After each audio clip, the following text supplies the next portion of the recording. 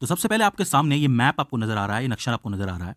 देखिए, सबसे पहले आप पानी को छोड़ दीजिए और जमीन वाले एरिया को पकड़िए। अगर मैं आपसे कहूं कि आप जमीन वाले एरिया को पहचान सकते हैं तो आपकी नज़र सबसे पहले हमारे इंडिया पे पड़ेगी। लेकिन फिलहाल हम इंडिया की बात नहीं कर रहे हैं, इंडिया तो एक है ही चीज़, लेकिन हम फिलहाल द्वीपों की बात कर रहे हैं और उसमें भी महाद्वीपों की बात कर रहे हैं।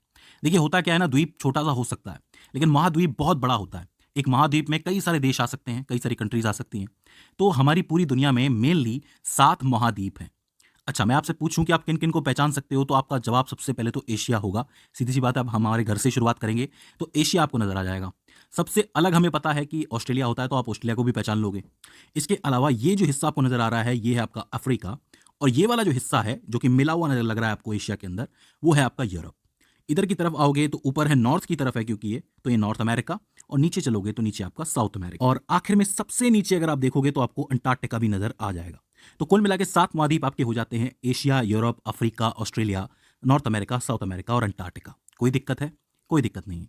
अब देखो, क्षेत्रफल के लिहाज से कौन सबसे बड़ा है और कौन सबसे छोटा है, ये बात हमें जाननी है। तो साफ साफ नजर आ रहा है कि सबसे बड़ा तो एशिया है, उसके बाद आपका अफ्रीका है, उसके बाद नॉर्थ अमेरिका है, उसके बाद साउथ अमेरिका है, इसके बाद आपका अंटार्कटिका है, उसके बाद 2 बचते हैं, एक यूरोप है, एक ऑस्ट्रेलिया है। कौन सा बड़ा होगा?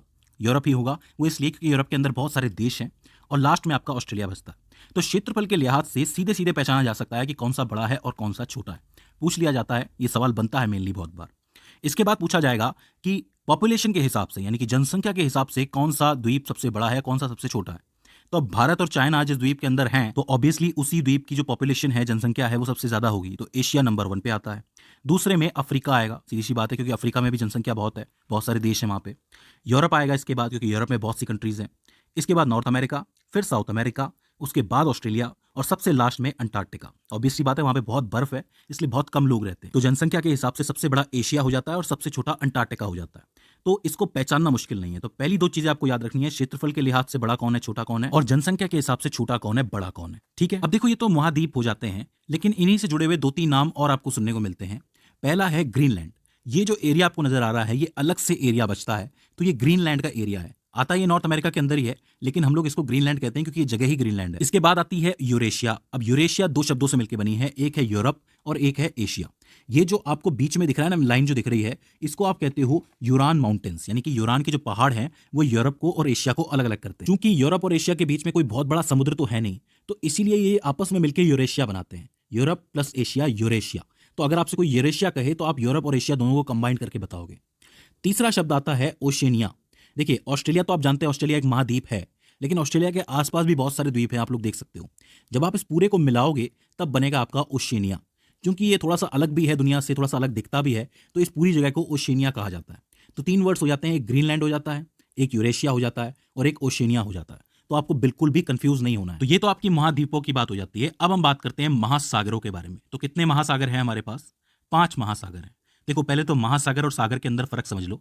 महासागर का मतलब ये होता है कि एक महासागर में कितना पानी है, मतलब कितनी क्वांटिटी है वाटर की, कितना वॉल्यूम है, कितना आयतन है। जैसे कि आपके सामने 2 डब्बे रखे हुए हैं, एक छोटा एक बड़ा है, तो किसका आयतन ज़्यादा है? बड़े वाले का है, क्योंकि इसमें ज़्यादा वाटर आ सकता है, ज़्यादा पानी आ सकता है। इसी तरीके से एक महासागर और सागर में फ़र्क ये होता है कि एक महासागर में बहुत सारा पानी होता है बजाय कि एक सागर के।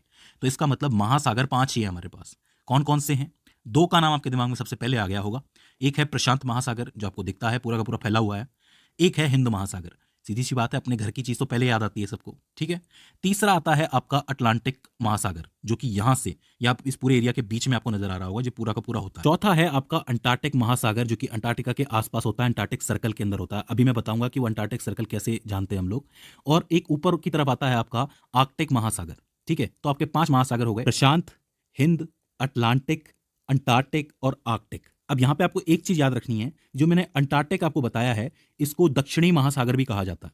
मेनली दक्षिणी महासागर बिल्कुल सही वर्ड है इसके लिए, लेकिन चूंकि इसको अंटार्कटिका से जोड़ा गया है, इसलिए मैं इसको अंटार्कटिक महासागर कह रहा हूँ, ठीक है। लेकिन आप इसको दक्षिणी महासागर कह सकते हो। तो अब यहाँ पे आपके 2 तरीके के सवाल बनते हैं कि कौन सा महासागर क्षेत्रफल में ज्यादा है, आयतन में ज्यादा है और गहराई में ज्यादा है। मतलब कुछ एक पैरामीटर्स होते हैं, कुछ एक पैमाने होते हैं, जिसके आधार पर आप महासागर नाप सकते हो। कौन से महासागर का क्षेत्रफल ज़्यादा है या आयतन ज़्यादा है, मतलब किसमें पानी ज़्यादा है या फिर किसकी गहराई ज़्यादा है। तो देखो, आयतन, क्षेत्रफल और गहराई के आधार पे प्रशांत महासागर सबसे बड़ा है, ठीक है। इसके बाद आता है अटलांटिक, जो कि आपको यहाँ दिख रहा है, अमेरिका के पास दिख रहा है। इसके बाद आता है हिंद महासागर, फिर आता है दक्षिणी महासागर यानी कि अंटार्कटिक, और सबसे लास्ट में आता है आर्कटिक। तो ये जो आपको क्रम दिख रहा है ना, इस क्रम से आप ये बता सकते हो कि सबसे बड़ा महासागर कौन सा है, सबसे गहरा महासागर कौन सा है। ठीक है, इस क्रम से सवाल बनता है तो आपको ये याद रखना है। इसके बाद एक और सवाल बनता है, सवाल ये बनता है कि तटीय रेखा के आधार पर कौन सा महासागर सबसे बड़ा है। कहने का मतलब यह है कि कौन से महासागर की तटीय रेखा सबसे बड़ी है, कितनी कंट्रीज से होकर के गुजरता है या कितने कंट्रीज के तट से होकर गुजरता है। तो देखो इसका क्रम थोड़ा सा बदलता है। इस क्रम में प्रशांत महासागर सबसे बड़ा है क्योंकि इसकी तटीय रेखा सबसे बड़ी है। उसके बाद अटलांटिक आता है क्योंकि अटलांटिक बहुत सारे तटों से होकर गुजरता है, यहाँ पे दो दो अमेरिका आ जाते हैं, आपको पता है। इसके बाद आता है हिंद महासागर। इसके बाद आता है आर्कटिक यानी कि ऊपर वाला आता है, क्योंकि यहाँ पे बहुत सारे देश हैं तो बहुत सारे देशों के लिए इसकी तटीय रेखा काफी बड़ी हो जाती है। और लास्ट में आता है आपका दक्षिणी महासागर यानी कि अंटार्कटिक महासागर, क्योंकि वहां पे देश कम है तो इस वजह से उसकी तटीय रेखा छोटी हो जाती है। तो ये हो जाते हैं आपके महासागर। अब आप पूछेंगे कि सागर कौन से हैं, तो देखो महासागर और सागर कोई अलग तो नहीं है, लेकिन जब आप देशों के पास जाते हो तो देशों के पास जाते ही उन देशों के अपने सागर बन जाते हैं।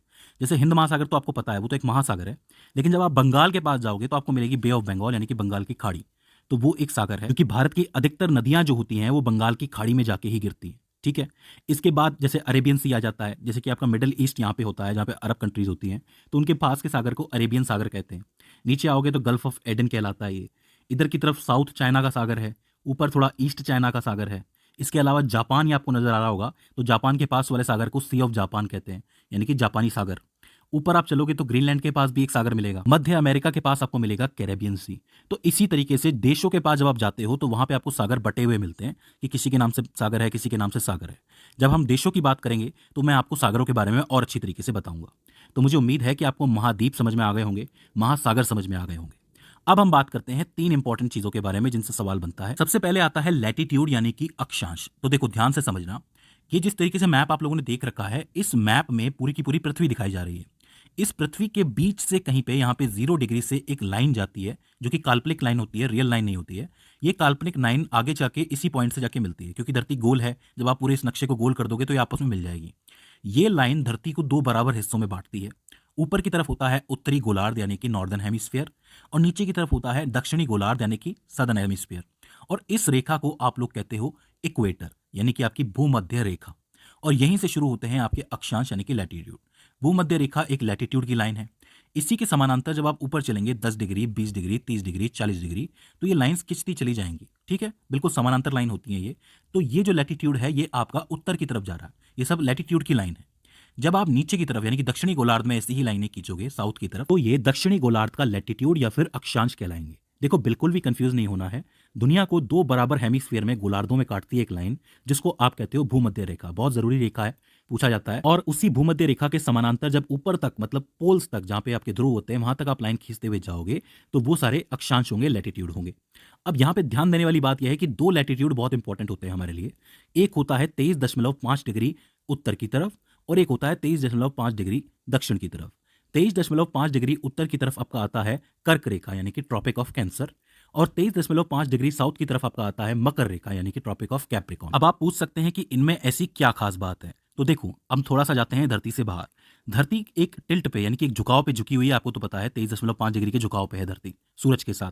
तो क्या होता है कि दिसंबर के टाइम पे ट्रॉपिक ऑफ कैप्रिकॉर्न जो होती है वो आपके सूर्य के सामने होती है। ठीक है, आप लोग देख सकते हो बिल्कुल सामने है। वहीं 6 महीने के बाद क्या होता है, मतलब जून के टाइम पे क्या होता है कि जो कर्क रेखा होती है वो बिल्कुल सूर्य के सामने होती है। अब यहाँ पे आप देख सकते हो कि दिसंबर के टाइम पे जो नॉर्दर्न पार्ट होता है वो सन से थोड़ा सा दूर हो जाता है और सदर्न पार्ट सन के थोड़ा सा पास चला जाता है।